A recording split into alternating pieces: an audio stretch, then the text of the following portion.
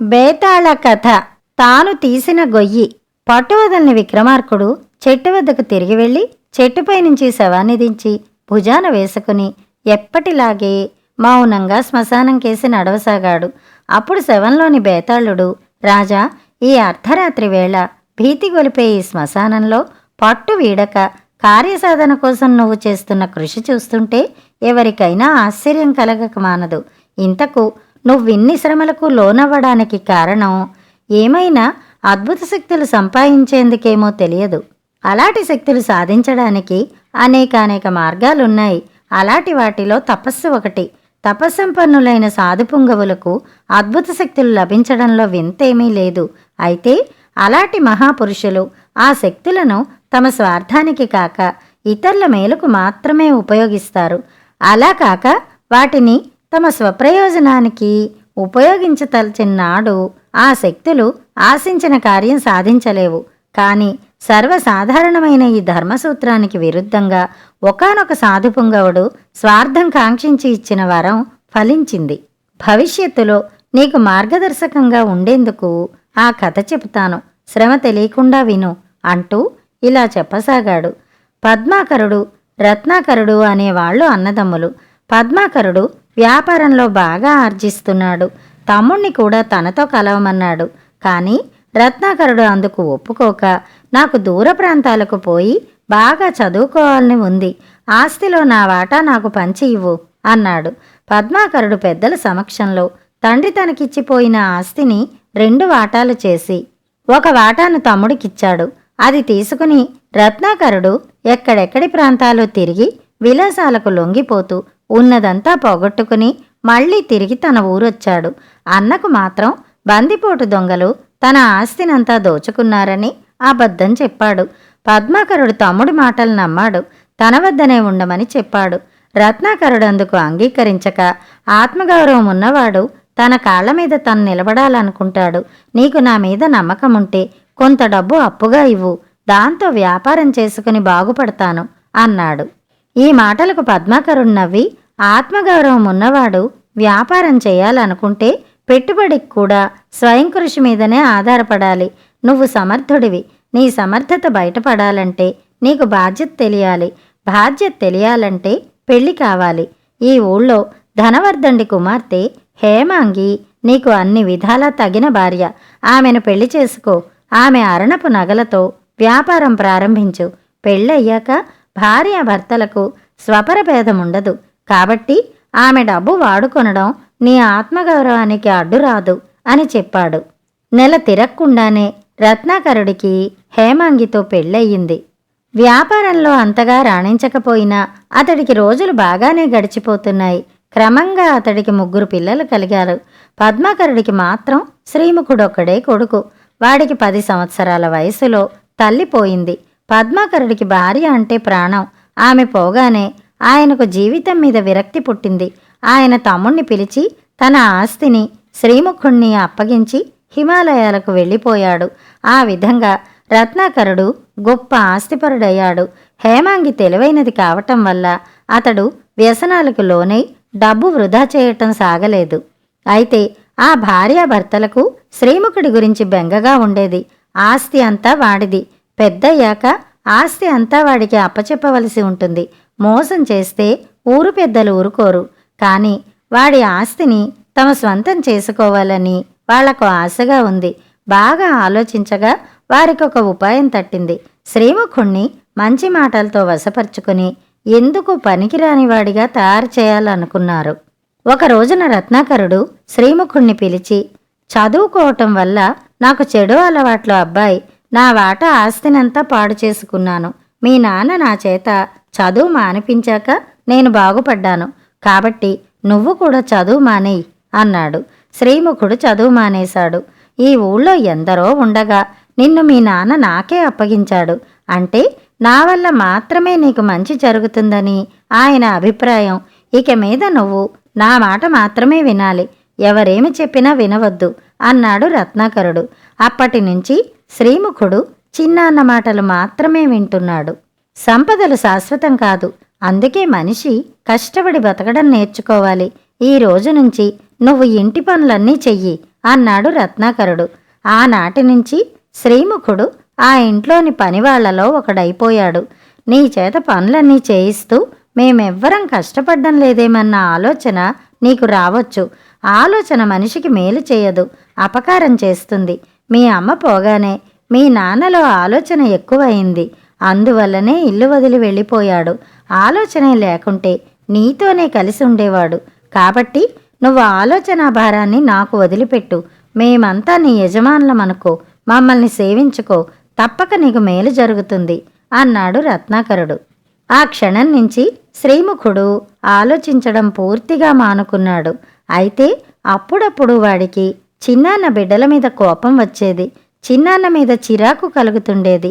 ఇది గ్రహించిన రత్నాకరుడు వాడితో, పెద్దలపై చిరాకు పడ్డం నేరం, చిన్నవాళ్లపై కోపగించుకోవటం తప్పు. కొడుకు చేసే నేరాలు తల్లిదండ్రులను బాధిస్తాయి. నువ్వు నేరం చేస్తే స్వర్గంలో ఉన్న మీ అమ్మ నరకం పాలవుతుంది, హిమాలయాల్లో ఉన్న మీ నాన్న రోగాల పాలవుతాడు అని బెదిరించాడు. దాంతో శ్రీముఖుడు పూర్తిగా శాంతమూర్తి అయ్యాడు. ఈ జరుగుతున్నది చూసిన వాళ్ళు కొందరు శ్రీముఖుడిపై జాలిపడేవాళ్ళు, కొందరైతే రత్నాకరుడికే ఇది తగదని చెప్పేవారు.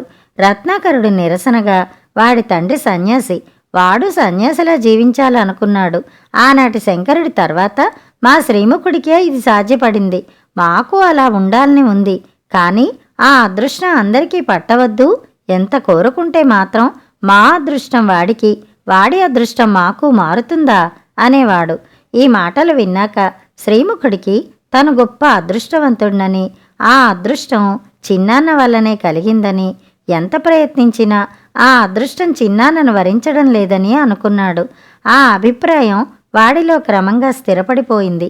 అలా 10 ఏళ్లు గడిచాయి. హిమాలయాలకు వెళ్లిన పద్మాకరుడు మనశ్శాంతి కోసం కొంతకాలం తపస్సు చేశాడు. అందువల్ల ఆయనకు కొన్ని అద్భుత శక్తులు లభించాయి.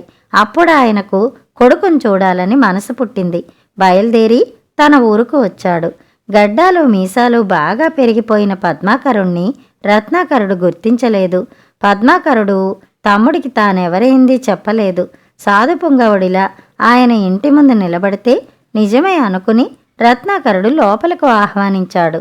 పద్మాకరుడి సేవలకు గాను రత్నాకరుడు శ్రీముఖుణ్ణి నియోగించాడు.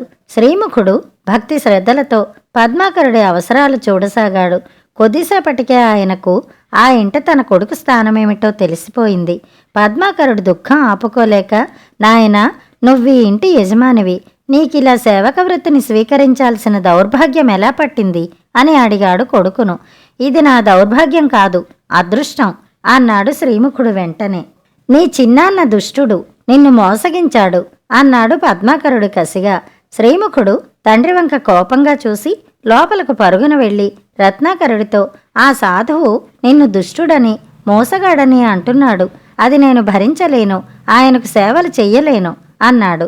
రత్నాకరుడు శ్రీముఖుణ్ణి వెంట పెట్టుకుని పద్మాకరుడి వద్దకు వచ్చి, తమరు నిజంగా సాధుపుంగవలని నమ్మాను, కానీ అందరిలాగే మీరు నన్ను దుష్టుడని, మోసగాడని అనడం నాకు మీపై అనుమానాన్ని కలిగిస్తోంది.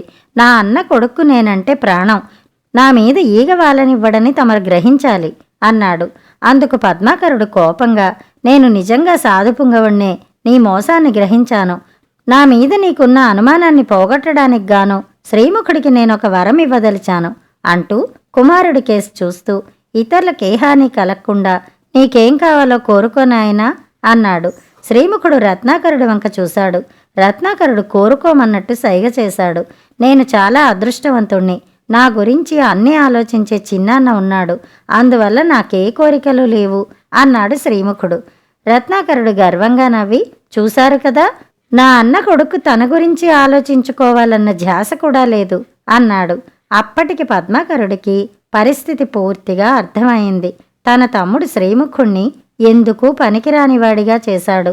అలాంటి తన కొడుకు సాయపడ్డం ఎలా, ఆయన ఏమి చేయటమా అని ఆలోచిస్తున్నంతలో రత్నాకరుడు, శ్రీముఖ, సాధుపుంగవులంతగా అడుగుతున్నప్పుడు కాదనకూడదు.